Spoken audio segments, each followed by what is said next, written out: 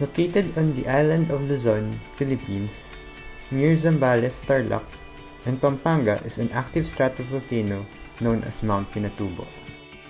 In June 1991, Mount Pinatubo erupted, becoming the second largest volcanic cataclysm of the 20th century.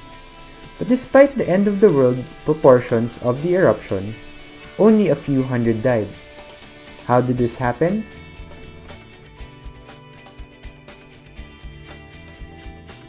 Mount Pinatubo is located around 87 kilometers northwest of Manila and 37 kilometers north of Subic Bay. Inhabiting the area is an indigenous group of people, the Aitas, who have been living there for several centuries. Prior to the 1991 eruption, Mount Pinatubo experienced major eruptions approximately 500, 3,000, and 5,500 years ago. Mid-March of 1991, villagers had begun feeling small earthquakes around the area.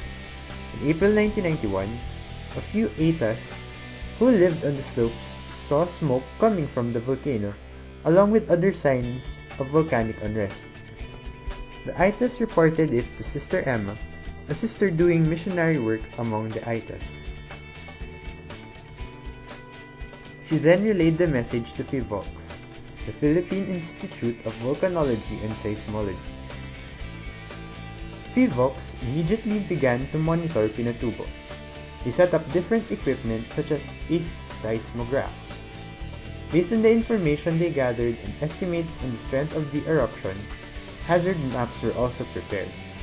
These maps show the degree of danger in specific locations around the volcano. Whenever PHIVOLCS monitors a volcano, they pass eruption warnings to the public. As soon as PHIVOLCS decides to issue a warning, it notifies the President and national and local DCCs through volcano bulletins. However, for the case of Pinatubo, as soon as the warning messages were formulated, they were transmitted simultaneously through DCCs, major newspapers, radio and television shows, NGOs, and directly to the endangered inhabitants.